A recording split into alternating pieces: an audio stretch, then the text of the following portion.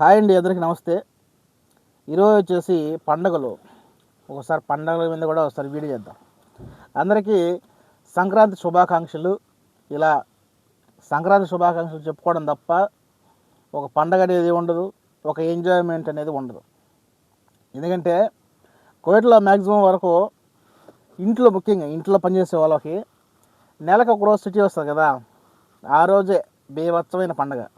అది ఎలా ఉపయోగించుకుంటామో, ఎలా యూజ్ చేసుకుంటామో, ఎలా ఎంజాయ్ చేస్తామో అనేది మన ఎంజాయ్మెంట్ మీద ఆధారపడి ఉంటుంది.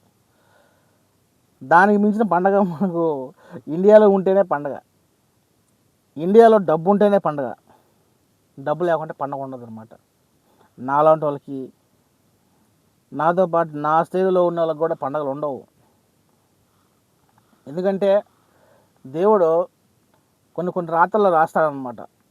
కొన్ని లైఫ్లో ఎంజాయ్ చేస్తున్నాడు, బాధపడేవాడు బాధపడుతున్నాడు. సో ముఖ్యంగా మనం ఇప్పుడు మ్యాటర్లోకి వస్తే, కోవిడ్లో టిక్టాక్లో, ఫేస్బుక్లో, ఇన్స్టాగ్రామ్లో పోస్టులు పెట్టి హ్యాపీ అవడం తప్ప కోవిడ్లో పండగలు ఉండవు. మన ఫ్యామిలీకి ఫోన్ చేసుకొని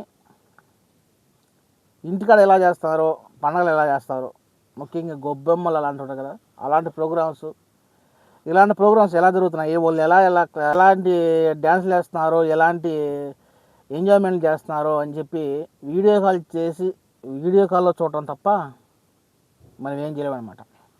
అదే మన పండగ.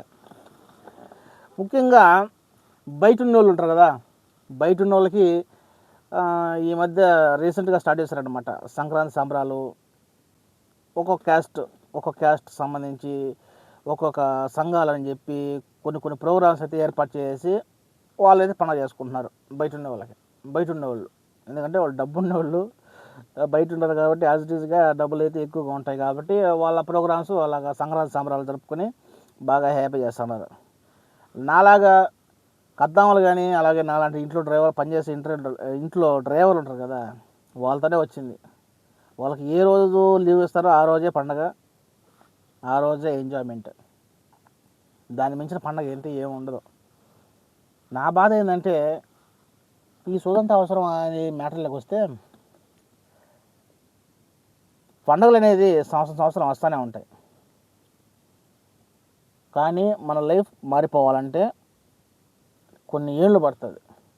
సో దాన్ని బట్టి పండగల మీద ఆశ పెట్టుకోకుండా, డబ్బునిందనుకో రేపైనా పండగే, ఇంటికి పోతాం.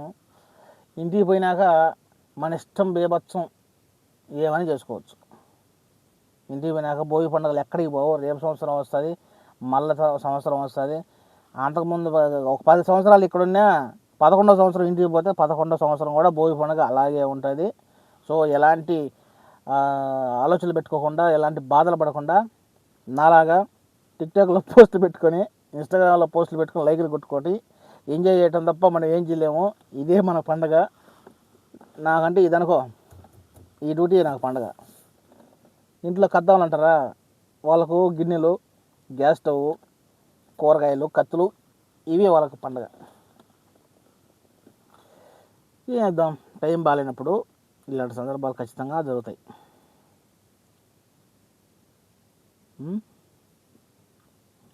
పనులు అయిపోతామని చెప్పి బాధపడకండి. ఎంజాయ్మెంట్లు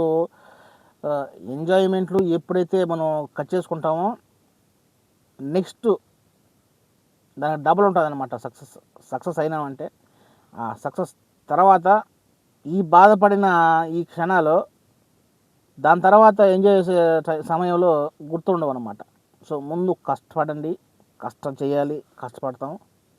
దాని తర్వాత సక్సెస్ డబల్ ఉంటుంది అనమాట. సక్సెస్ ఓకేనా, ఇదేనమాట.